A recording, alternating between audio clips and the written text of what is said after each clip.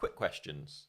First one, you're driving to a match. What music or what do you listen to? I listen to the podcast. Matchcast. You just put on repeat. We'll pay you for that later. No, I do love listening to these. And when I said earlier about my biggest achievement is winning the party, it's probably coming on air today, actually. Yeah. But no, I do love listening to it. I listen to them on a Friday, actually. I get all my gear in the garage, sort all my gear out, and put it on. It's interesting listening to sort of different characters and that in fishing, big names, not so big names, sort of like everyone really. It gives you, it's a good all round sort of thing, I think. But music wise, I don't know really. I listen to Talk Sport, I think, on the way more than I do music. Fair enough. So, Right. Fair enough. Commercials or natural venues? oh, can I sit on the fence here? I do more commercial fishing. Well, pretty much all commercial fishing. I got to love a natural venues. There's nothing better than, like I say, when I go to Whitaker, sitting on Porth. When you're out in that, it's brilliant. The thing is I got a daughter which I see on the weekend in fishing to fit everything in. It's too much. So I've had to go down one route and a sort of commercial side of things. That's the route I've gone down, but I do love fishing the naturals. Yeah, if you go and pleasure fishing for a day, I'd rather fish a natural pleasure fishing all day long. where would you go? Porth. Yeah. I love big reservoirs. I think they're brilliant. Yeah.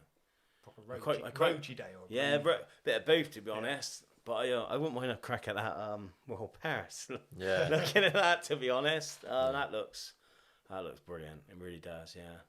Definitely. Strangest sight you've seen whilst fishing? Strangest sight I've seen. You put me on the spot a bit there. I don't know really. Can I come back to you on that? Yeah, we'll come back to that one at the end. Biggest ever fish? 24-pound carp. That viaduct? No, it wasn't actually. I've had quite a few. No, 23 pound is my biggest advisor. I've had quite a few of them, but no, a place called the Sedges down in Bridgewater. Yeah, my boss at work caught it. Funny enough, and he was giving it all the big and saying he had caught a bigger carp than me, and I caught it when I caught it weighed a bit more. So same fish. So yeah, I got bragging rights over that one. Was that proper like on the pole as well? Yeah, it was. Yeah, down the edge. Yeah. Nice. Biggest ever match weight? 378 pound viaduct. Yeah. Did you enjoy it? I did, yeah, because I think that day I've had a few 300 pounds now. That was quite a lot of mugging. Do you know how many fish it was? I imagine 3 fish there. Yeah. I imagine 40 to 50 fish. I would have thought. Yeah. Yeah, I suppose a bit different on place like that, isn't it? 40 fish doesn't sound too ridiculous. No, that's right. I mean, I had one of my best catches, I suppose, was the other week at Hillview. I caught 300 pound of F1s, and that was very. I don't do frantic. Yeah, it was like proper great big things, which was quite enjoyable. But yeah, that's my biggest match weight. That's it. Best angler you've either fished with or against? Angler or anglers? Give us 2. Des is awesome. Is an all-rounder. Can I give you 3? Go on then. Andy Power and Andy Bennett is my 3. That's the 3 I look up to. I suppose, is it Des and that you probably fish with quite a bit, don't you? I can throw a stone at Des' house I can hear a moon. Bet you do a bit. Bet you do that often as well. I can hear a moon when I'm in the garden. There you go. Yeah. You know, Great work, Mrs. Desmond. Yeah, he lives around the corner from me, Des. But no, he's awesome. He's like all rounder. You don't have like a moon, but as an angler, he's brilliant, isn't he? Yeah, fantastic. Favourite venue you've ever fished?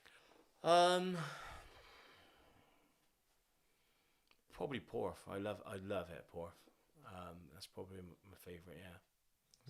Yeah. Where did the name Trig come from? Oh God.